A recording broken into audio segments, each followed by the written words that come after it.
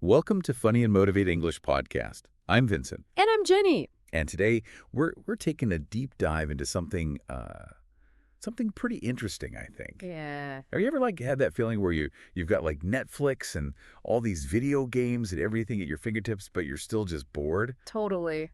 It's like, how is that even possible? It's like the ultimate paradox of our time, right? We've got more entertainment options than ever before, but somehow we're feeling even more bored. Yeah, and that's what we're diving into today. Exactly. And we're going to be looking at this article called "Why You're Probably Feeling Bored All the Time." Yeah, and it's so interesting because it points out that this isn't just anecdotal, you know? Yeah. Like, there are studies that show an actual increase in reported boredom, Really? starting around like 2010, Oh, wow. which is right when smartphones and social media like truly exploded. So it's like right when we got all this new stuff to entertain us, we actually started getting more bored. Yeah, it's like almost a direct correlation. So are we saying that like our phones are making us bored? That Hmm. just doesn't even make sense. Well, it's not that simple, but think about it this way. Okay. Imagine your brain is like a muscle that you have to exercise. Okay. If you're constantly like hitting it with these highly stimulating short form content, like, TikTok Reels, Instagram, all that stuff, Yeah. it's like doing a million reps with tiny weights. Oh, I see. You might feel busy, but you're not actually building any real strength. So like it's keeping our brain busy, but it's not really giving it like a good workout. Exactly. Okay, that makes a lot of sense. Yeah. So are we saying we need to like throw our phones away then? No, not necessarily. But we need to be way more mindful of how we're actually using them Okay. and how much, Yeah. the article talks about this concept they call the Dorito theory. Dorito theory. What is that? It's pretty funny. It basically says that, just like Doritos might give you that like quick hit of satisfaction, but then leave you feeling kind of empty later. Yeah. Constantly scrolling through those feeds might just be distracting us from the boredom instead of actually like addressing it. Oh, that's so true. Yeah. It's like it's filling up time, but it's not actually like making me feel any better. Yeah, exactly.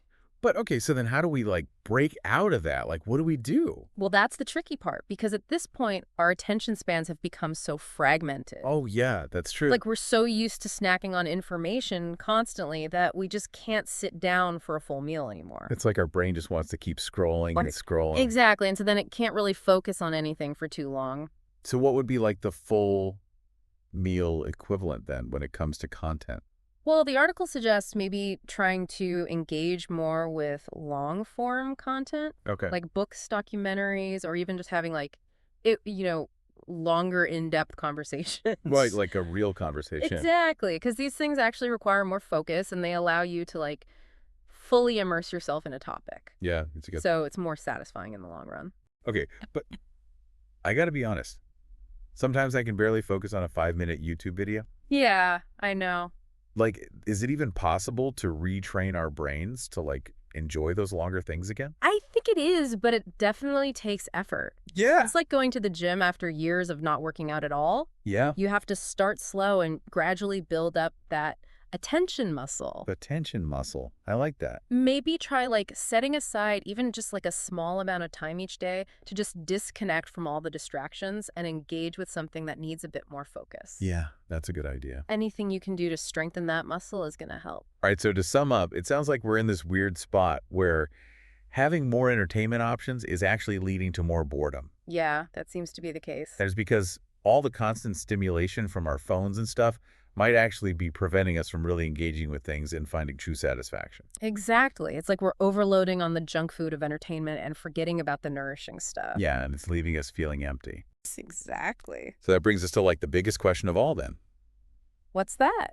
If all this simulation isn't the answer, what is? That's the million-dollar question, isn't it? Yeah. What activities actually truly engage you? What makes you feel present and fulfilled? Yeah, what makes you feel alive? Exactly. Those are the things worth exploring and figuring out. So I guess that's the homework for everyone listening. Yeah. Think about it. Thanks for listening, everyone. We hope you enjoyed this deep dive. Yeah. Thanks for joining us. Don't forget to subscribe, and we'll see you in the next one. Goodbye. Bye.